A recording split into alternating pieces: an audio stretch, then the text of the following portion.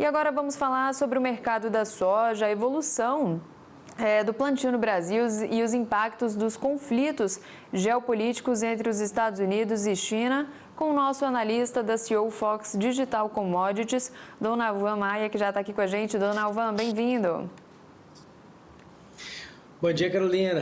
Ótimo estar aqui com vocês. Vamos falar desse mercado que agora é que a gente vê as disputas que acontecem, né? Claro que a gente tem aí relatório da Conab saindo hoje falando sobre o nosso plantio que está acelerado, bastante acelerado, e isso aí é o que acontece rotineiramente, viu, Carolina? Quando a gente percebe todos os anos, com o incremento de tecnologia que nós temos no nosso agro, com o incremento de manejos mais eficientes, então a gente sabe que o produtor está esperando chuva para poder plantar, mas quando ele vê chuva caindo do céu, ele se anima e a velocidade de plantio está aumentando bastante. E esse é o reflexo que a gente vê nos números aí, então com um plantio bem acelerado aqui no Brasil.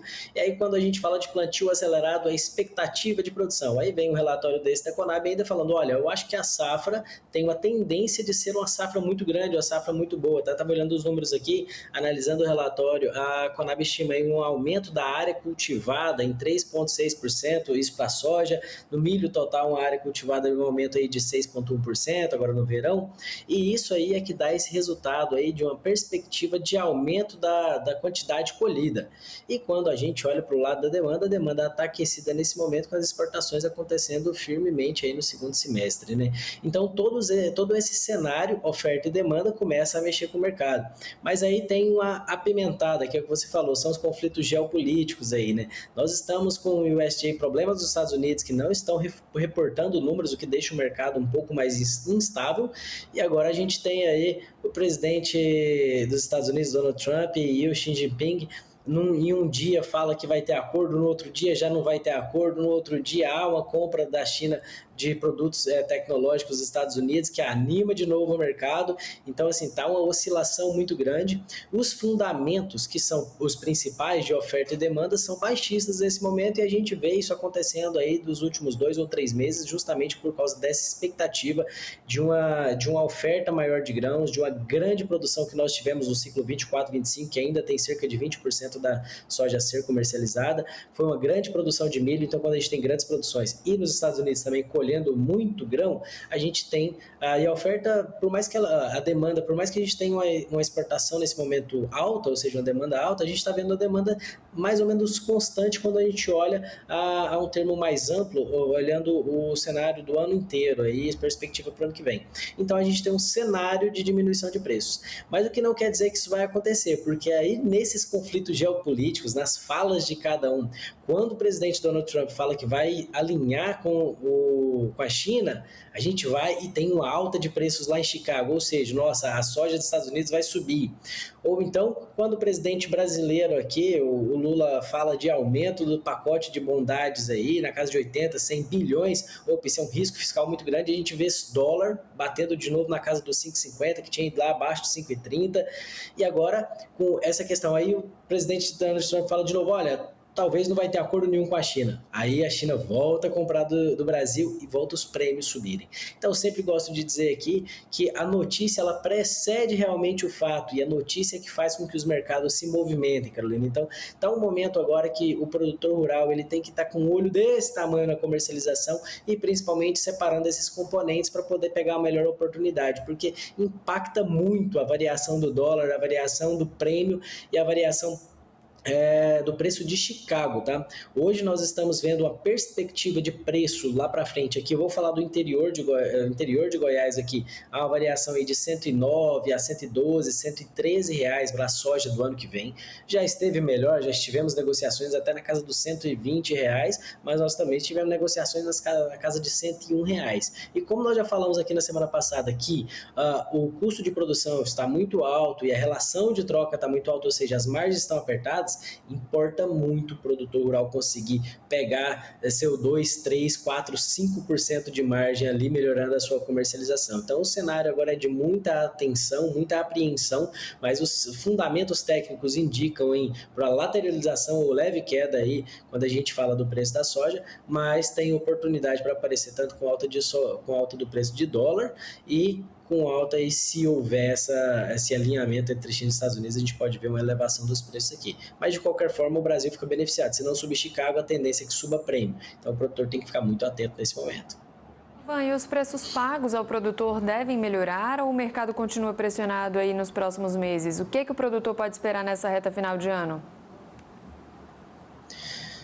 Olha, nós temos dois cenários, né? O cenário da soja física, aquela que não foi comercializada ainda, como eu falei, tem cerca de 20% ainda da soja que foi produzida na safra 24, 25, que não foi comercializada. Essa aí nós tivemos uma elevação de preço e agora parece uma lateralização, tá, Carolina? Então não parece haver uma alta expressiva no curto prazo de preço de soja do disponível.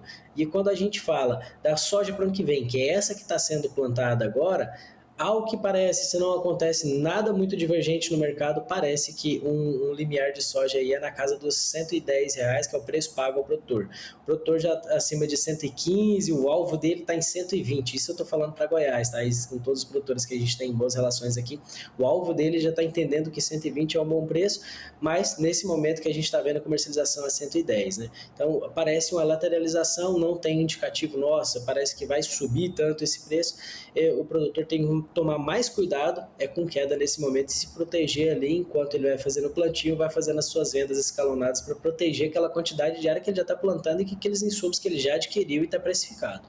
E existe alguma recomendação de comercialização neste momento? Era justamente isso que eu ia te perguntar, se vale segurar a produção armazenada ou aproveitar as oportunidades aí de venda agora? Olha, nesse momento agora da produção armazenada, a gente não indica segurar muito, isso é uma questão muito pessoal, que tem muito a ver com fluxo de caixa, tá, Carolina? Porque é o seguinte, porque toda vez é um risco.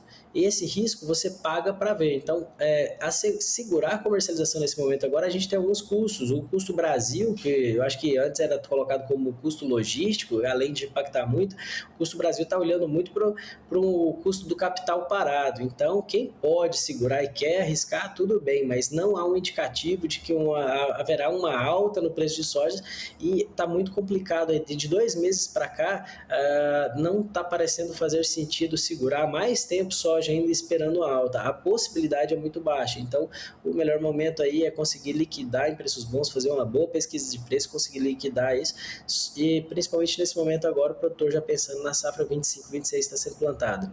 Dona Van, e sobre o câmbio e juros, como que essas variáveis estão influenciando hoje o mercado de grãos? Tem algum cenário projetado aí para o dólar, influência de contratos futuros?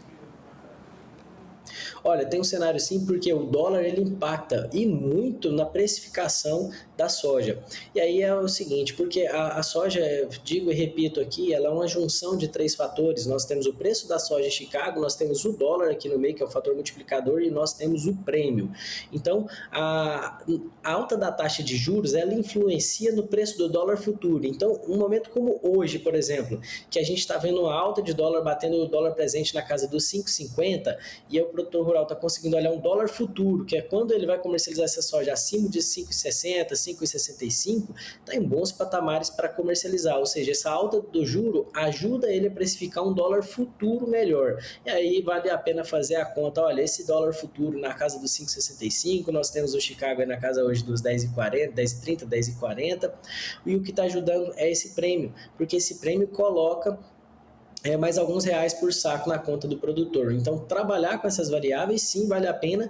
E a gente viu só dólar, você acabou de perguntar de câmbio, a gente viu o câmbio aí abaixo dos 5,30 e o impacto disso é muito grande, tá, Carolina? Então, eu creio que é o seguinte, no Brasil aqui, falar que as contas públicas estão melhorando e tem tendência de dólar em queda é muito difícil, principalmente com o governo brasileiro que não está indicando corte nos orçamentos, mas falou disso muito breve, mais para poder passar aquele pacote de bondades, que foi chamado o pacote de bondades lá de distribuição de 100 bilhões de reais aí no Brasil, só que isso, como o mercado vê, é um aumento do custo para o governo, que uma arrecadação já está muito alta, então ele precifica uma taxa de juros alta e uma expectativa de dólar muito alta também, só que é uma oportunidade sim para o produtor rural brasileiro, então toda vez que tem esse pico de dólar, é uma oportunidade para o produtor procurar preços melhores e fazer sua comercialização, porque acaba ganhando 2, 3, até 4 reais, e na análise que a gente fez isso aí, na lucratividade dele, isso aí sobe 3, 4, 5%.